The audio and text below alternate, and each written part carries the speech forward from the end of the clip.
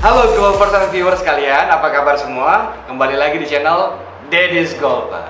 Hari ini Daddy's mau golf talk, tapi golf talknya berbeda karena hari ini akan ada banyak sedikit pakai bahasa Inggris karena kita bersama Coach Simon McMenemy. Coach Simon, how are you? I'm very well, thank you. Thanks for having me. Thank you for having a golf talk with us. Welcome. Kenapa? Why we having a golf talk with Coach Simon? Because recently Coach Simon is turning into a golf addict. Yeah. Addicted to golf. True. And also playing a lot with us. Nah sekarang kita mau tanya sebetulnya, Coach, what drives you into golfing? Well, you know what my main job is, so there's a lot of pressure that comes with being involved in football in this country. So what I like about golf is when I go on a golf course, I cannot think about football. You just focus on I just focus on playing golf and hitting the ball in a straight line, and that's been really good to kind of balance out the pressure of the job and the hassle and the stress and everything you get with being a coach. It's quite nice to play. But are you getting stressed with having a bad shot at golf? Of course, but it's a different type of stress. You put your efforts into that, it's no problem. But I can do things when I hit a bad shot. I can try and change. When you coach, you have to wait for game to game, and it's not you doing it. It's somebody else. It's the players. Yep. It's a different type of stress, but it helps me. It helps me a lot. It helps you to get fitter as well, right? Level things out, but and especially during the current situation with COVID, to be out on a golf course is nice to get out of the house and just get the sun a little bit. Yeah, it's nice. And how long have you been playing golf? I've always been kind of playing, but not really taking it seriously. Just playing with friends and just enjoying being on a course. But only recently, probably the last year, 2 years, have I really been trying to get a bit better and to get lower scores. And I want to be single handicap golfer. That's the plan. That's the plan. Not turning into professional. Like coaching, you are a professional coach. But professional coach, but golfing, if I can get down that low, why not? But let's one step at a time. One step at a time. Single handicap first. Single handicap first. Jadi Coach Simon ini pengen banget jadi single handicap karena memang golfing katanya memang juga getting into the life-nya sama coach itu memang membantu banget karena stress relief, getting healthy juga, dan banyak manfaatnya yang didapat dari Coach Simon ketika bermain golf. Little do they know that you are also playing badminton. Gak ada yang tahu nih.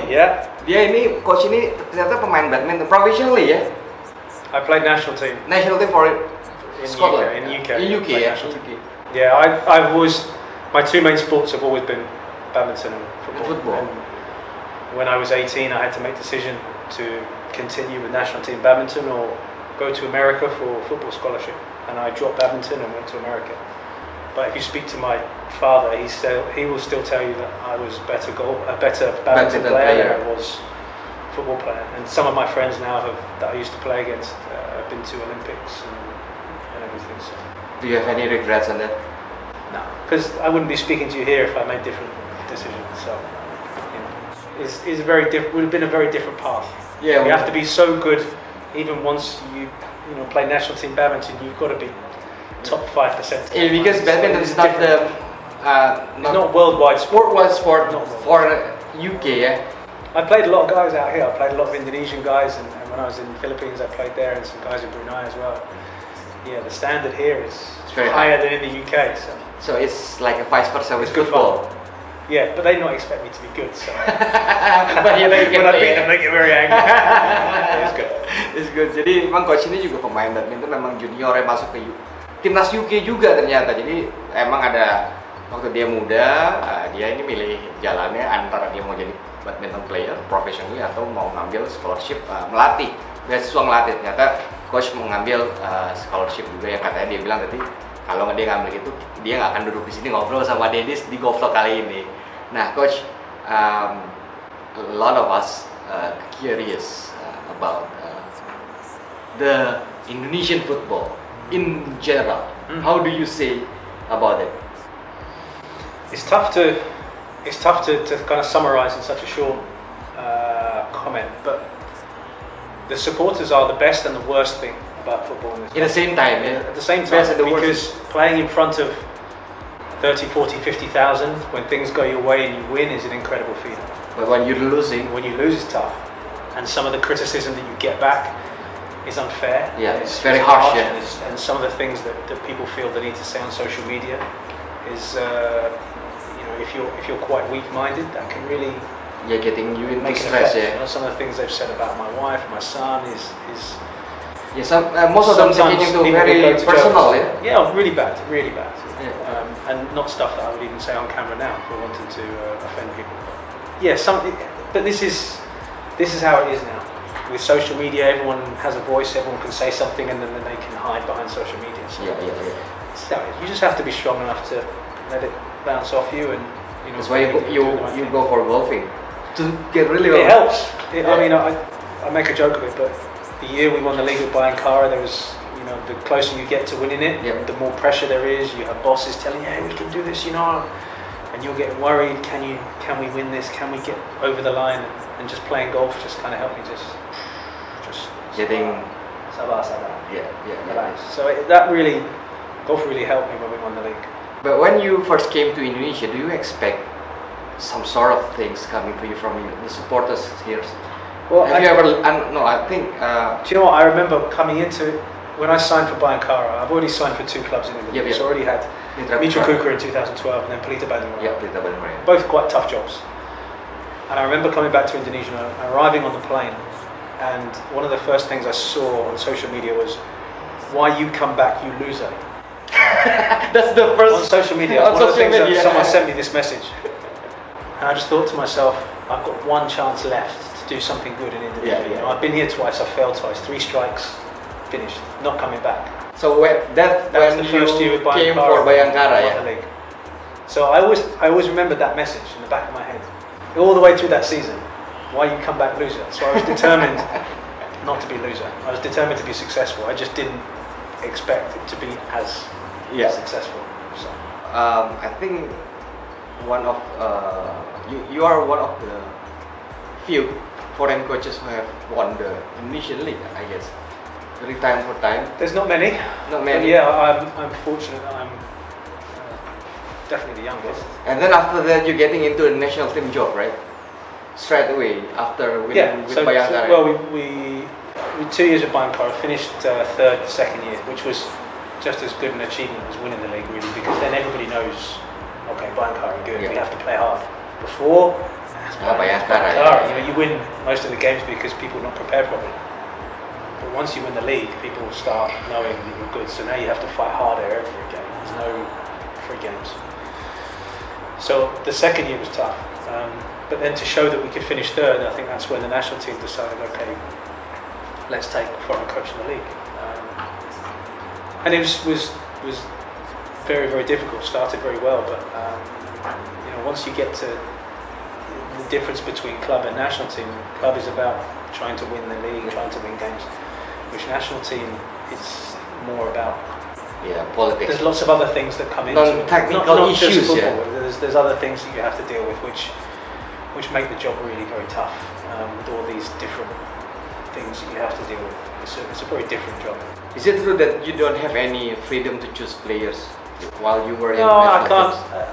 That's not necessarily true. There is always going to be influence because some of the players you'd like to take from the 23s or even the 19s.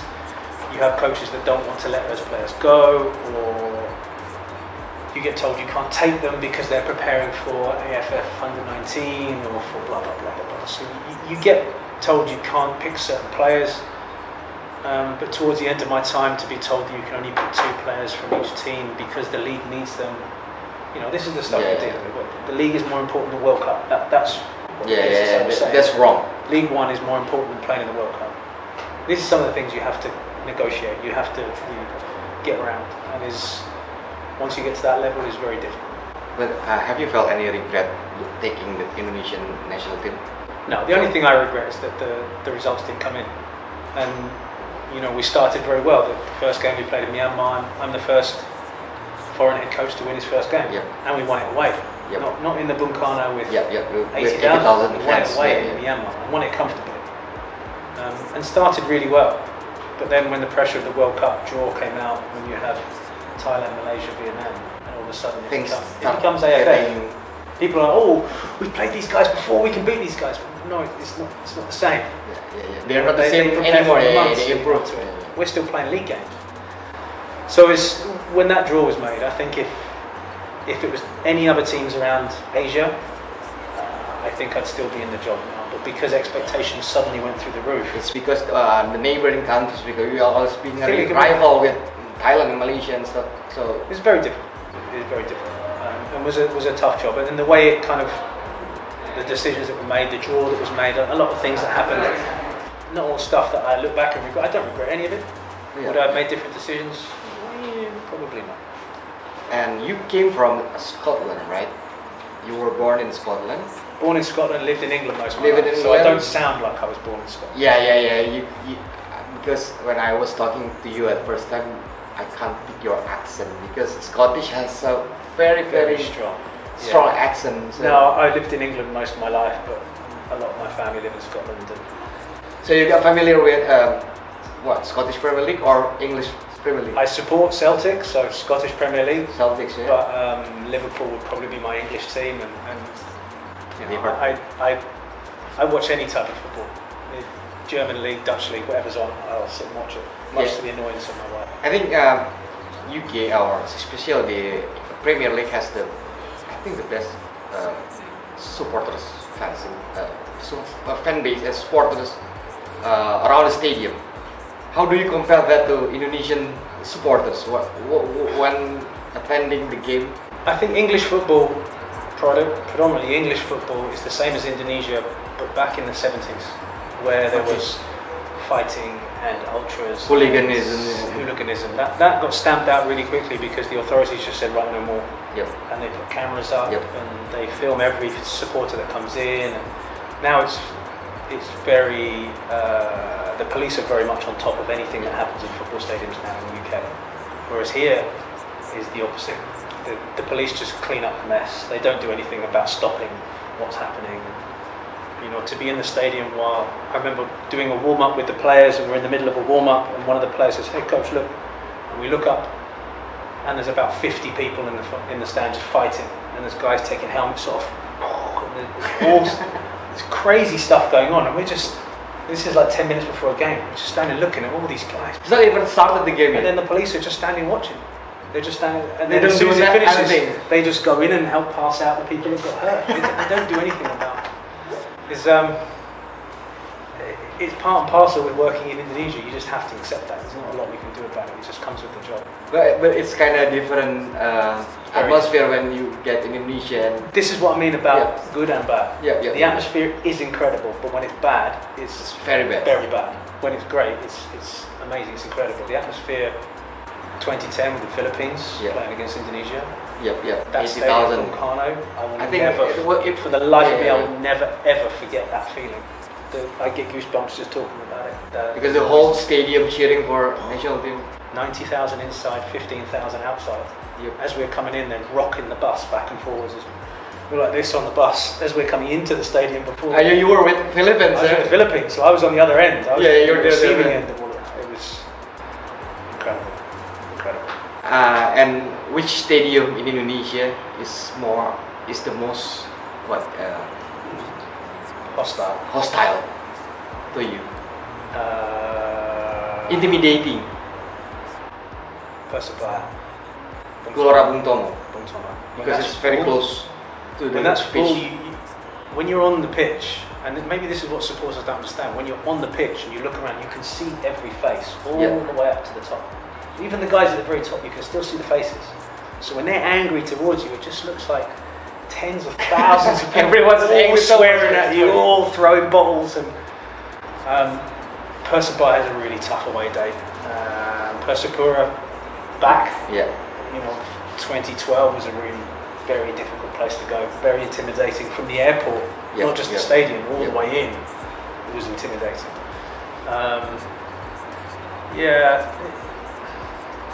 There's a few. I mean, always playing against Persija is always tough, just because the sheer amount of fans you have to play against. Persib fans always tough. Jalakarupa is not a nice place to go, just because it's not in the city. It's miles out. It's miles out. It's an uncomfortable journey. half the time you have to go in armoured personnel carriers anyway. Yeah, so yeah. that all adds to the intimidation factor. You went with Barracuda to the stadium. You go in the Barracuda there, but we played very well there, really should have won. Yeah. So you come out there thinking, oh, not too bad. So it kind of just dampens it a little bit. But I would say, for me, my own personal experience, Persebaya was the toughest away day. I think it was very hostile. Yeah, Bung Tomo is intimidating. The way the stadium is laid out. In saying that, when I was with Michikuka, we played against what was Samarinda. Yeah, Samarinda. Borneo. That was always tough because we were so close. It's like rival, rival. I remember one game towards the end, I think we were winning 2-1. The first time Michikuka have played against Borneo in the top league. And the referee, there was a shot and it hit the defender and went out. And the linesman gave the corner. And the whole fans in this corner of the pitch erupted and came onto the pitch. They were really angry, kicking things. There was a huge pitch invasion. It took about 10 minutes to get everybody back up. And then by the time everyone got back into the stand, the referee decided it was a penalty. Changed his mind. So I'm pulling my hair out on the sideline. I'm walking away. And because I'm walking away, the fans up here start throwing bottles at me. So all of the VIPs get escorted out. It's just chaos. Just total chaos. They take the penalty, and my goalkeeper saves the penalty. Yep. Another pitch invasion. Back on the pitch. And then we were held on the halfway line with armoured, with guys with machine guns all around us, with the referee standing next to us. And he waited 10 minutes and then said, right, finished, that's the game, you win. And then we all left. These are some of the things that you just have to deal with. They're some of the stories that happen in Indonesia. Yeah, I think that's the pressure of, taking a job in Indonesia as a coach. I mean, the supporters expect you to win every home games. Yeah. It's written into contracts. Yep. Is it? So as a foreign coach coming in a contract it says you don't win 3 home games, that is grounds for sacking. And it can be the first game, a middle game and a game at the end. It doesn't have to be 3 in a row. So you have to win all. So it says if you lose 3 games at home you could be sacked in your contract. There's not a lot you can do about that. I tried to negotiate it out, they said no, this standard. Okay. Standard. So you have to win at home. So home game is a must-win game. Everybody wins at home.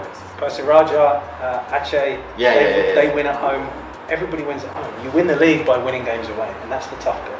That's the bit that makes you successful. But it's a very interesting experience for you, I guess.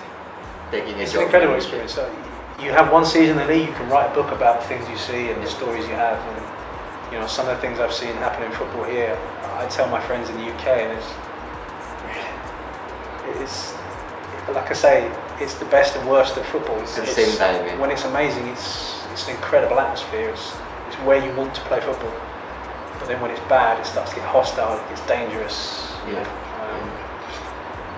We all know the bad side. Last thing about football, before we talk about golf. From your point of view, who is the best Indonesian player right now? Oh, good question. Best Indonesian player. I think the one with the brightest future right now, who will go on to better things, is young Bagus, the striker. And he went to Utrecht right now. He's just signed for Utrecht, and he is. When he went to Europe, he went with the Garuda Select. Yeah, Garuda Select twice. And he was playing 2 years, and he was playing up against guys his own age at Arsenal, guys his own age at Chelsea, and was doing well and scoring goals. And I know I went to see Garuda Select play against Arsenal, and they lost, I think 7-2, 7-3. Yeah. The Baggers played really well, and even the Arsenal guys were standing there saying, "Who's this kid? This kid is good. He's got something." All the agents it was a lot of agents that go to academy games.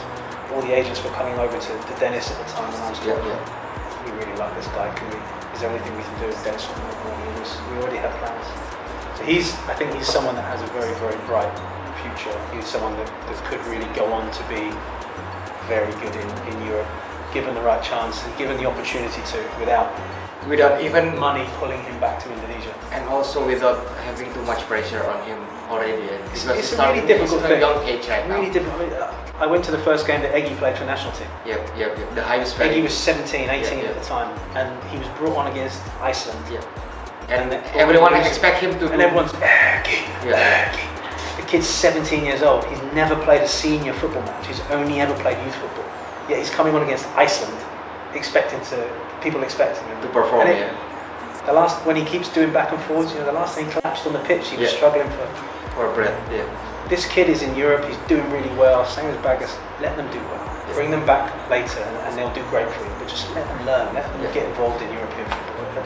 When you keep dragging them back and forwards for this game in a friendly and this, it's not a short distance. Europe to Indonesia is a long way. Itu jadi ngerti nggak pada?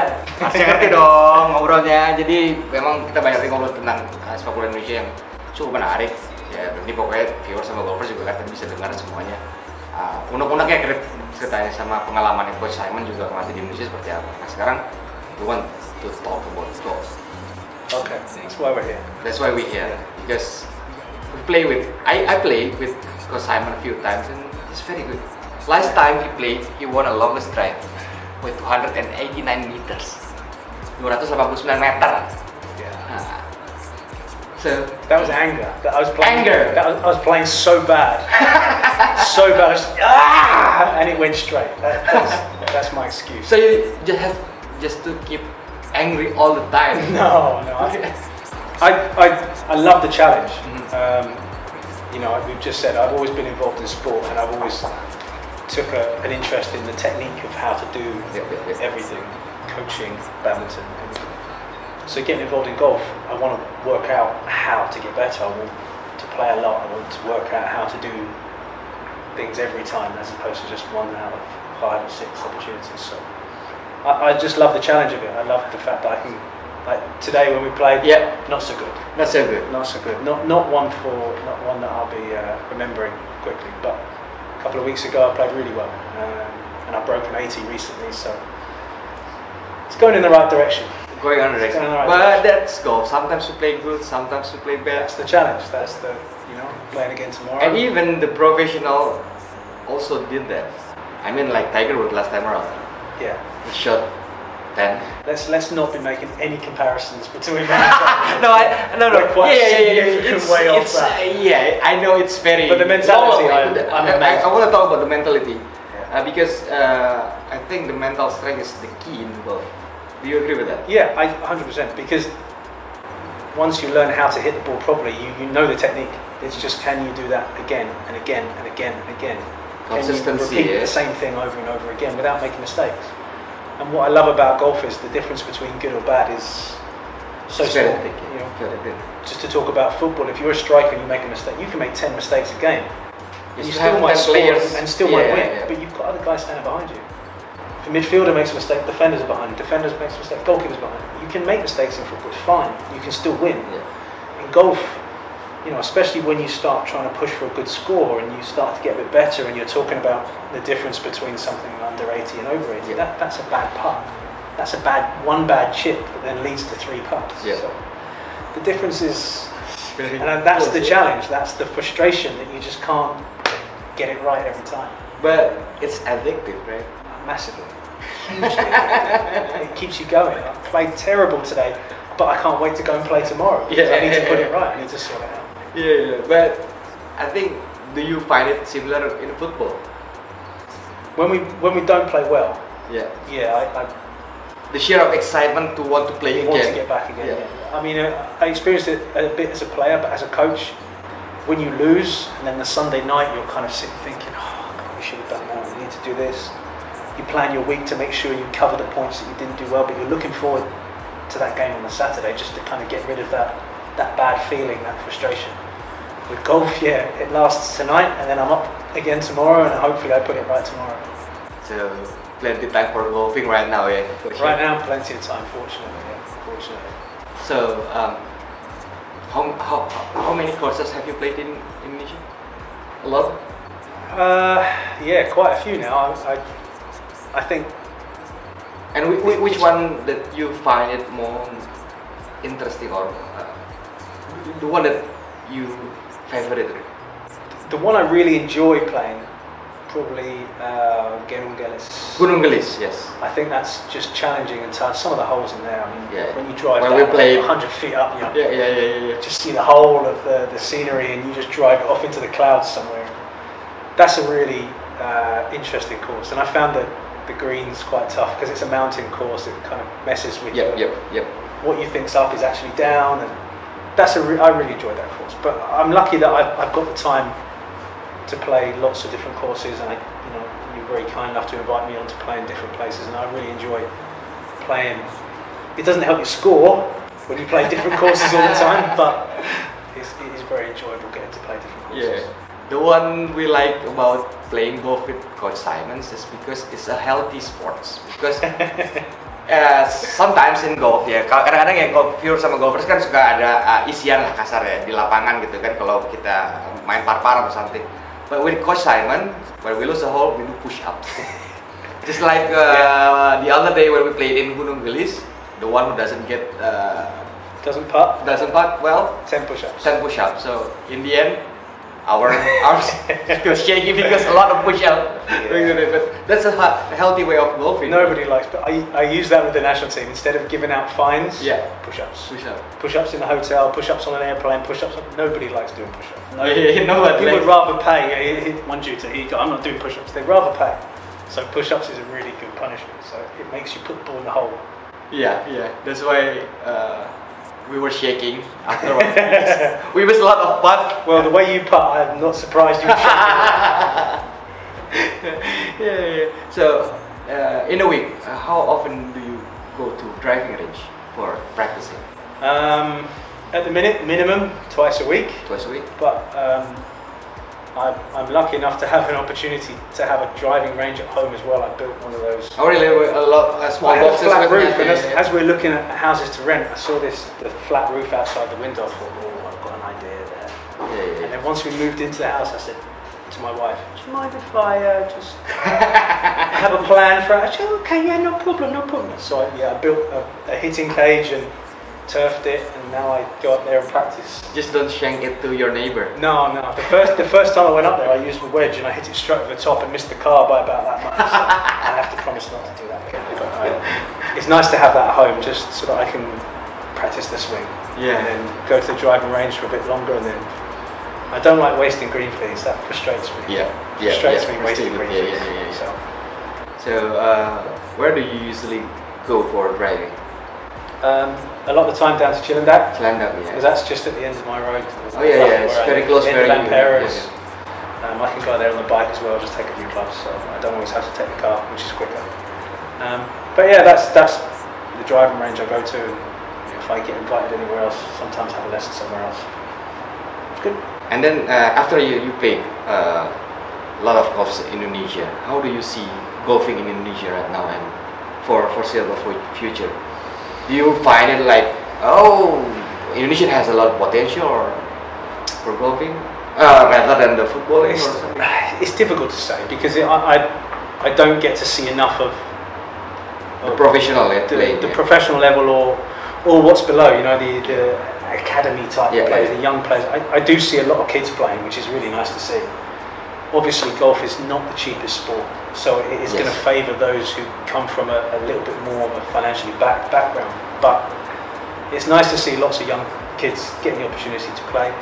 There's always kids playing down the driving range, having lessons, and I think it's a great sport to kind of challenge you mentally.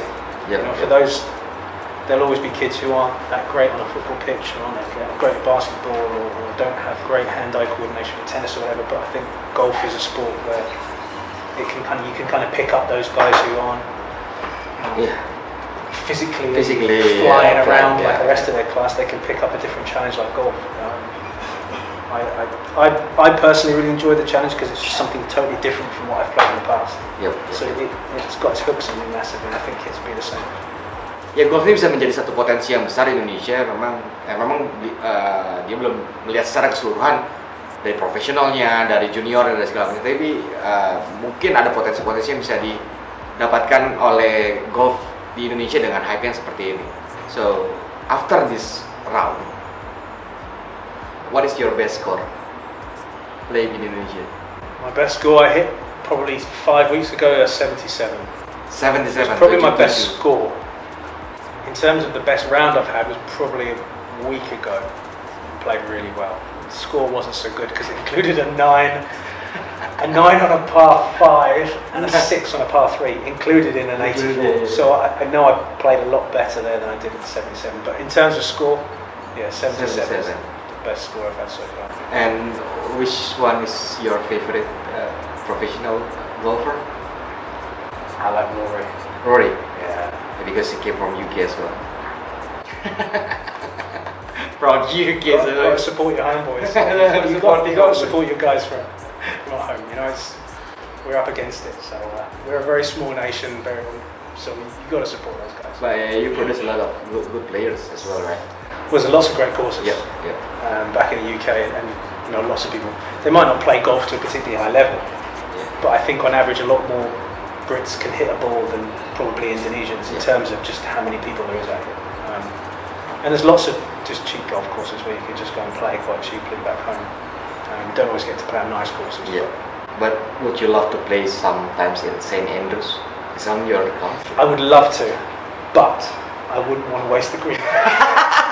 So I want to get. So you want to get prepared I want to be a first. single handicapper before I go there and just shank balls left, right, and centre and rip in their turf. I don't want to go into that. Yeah. And last question, Coach. I think we would like to have a message for the golfers and viewers who want to start golfing from you. So do you have any message that you want to share? Yeah. I think, given the current situation that everyone's facing right now, where a lot of their options that they would normally spend their social time have been cut off. Yep. They're not able to be as free as they were in the past. Yep. Even if you're hitting a ball 30 yards and then hit another 30 yards and another 30 yards, the health benefits, mentally and physically, from just walking around a golf course. And getting even if you are tearing the turf up, who cares? You paid for the right to do it. Yeah. To be able to go out on a golf course, 6 o'clock in the morning, watch the sunrise, watch these huge big lizards run across the course in front of you, and ruin a nice golf course at the same time. The benefits of doing it, especially given the current situation, I can't speak highly enough of it. The implications it's had for me are so positive. Yep. Just getting out of the house and being able to just switch off for a little bit and just focus on one thing, get rid of all the frustrations of COVID and lockdown, and this is closed, that's open, that's been shut down, you can't do this now, you can do this, you can't travel here, you must wear a mask, blah, blah. Golf just kind of takes all that away. So, if you are struggling with that right now, go onto a golf course and go and hit a ball. Go and golfing tuh. Sure. Pokoknya intinya adalah ketika sekarang kayak begini, golf adalah salah satu alternatif olahraga yang harus dimainkan. Nah, itu dia tadi wawancara sama Coach Simon. Coach, before we end this golf talk, we usually have a rapid question. So we're gonna give you a question, and we're gonna give you the choice for the answer. But you have to answer it quickly without even thinking. Okay. Mountain or sea? Mountain. Driving range or golf course? Golf course. Night or day? Day. Badminton or football? Football. Football. Just. Football or golf? Football. Football. Celtic or Rangers? Celtic. Don't ever ask me that again. It's rival. Don't ever ask me that again. Celtic or Liverpool? Celtic. Bhayangkara or Mitra Kukar? Bhayangkara. Because you won the league with Bhayangkara, right? Different environment. Different environment. Being a professional coach or professional golfer? Professional coach. Professional coach. So you stick into coaching, but it's got me where I am right now. I wouldn't want to switch. There's a passion involved, so I wouldn't want to change that. Last question, Indonesia or Scotland? Sorry. Scotland. Yeah, that's a fair answer because he's a Scottish anyway, so sorry. Oke, jadi itu semua golf talk kita Dedis hari ini dengan Coach Simon. Semoga teman-teman juga bisa mengambil manfaat dari apa yang kita bicarakan hari ini. Dan thank you Coach Simon for having us golf talk with Dedis, and we sure hope to play with us again sometime soon. Sometimes it. And Let's hope it's better than today. better than today. It needs to be better than today. Ini better than today. Nah, terima kasih juga untuk viewer sama golfers yang udah menonton Golf Talk kali ini. Jangan lupa juga follow Instagramnya Coach di @Simon McMenemy ya, your Instagram account. Simon. Dan jangan lupa juga untuk tetap follow Daddy's Golfer di Instagram sama klik subscribe, like, comment channel YouTube Daddy's Golfer supaya nggak ketinggalan berita-berita terbaru dan video terbaru dari Daddy's Golfer. Terima kasih semua. See you on the next videos with Daddy's Golfer.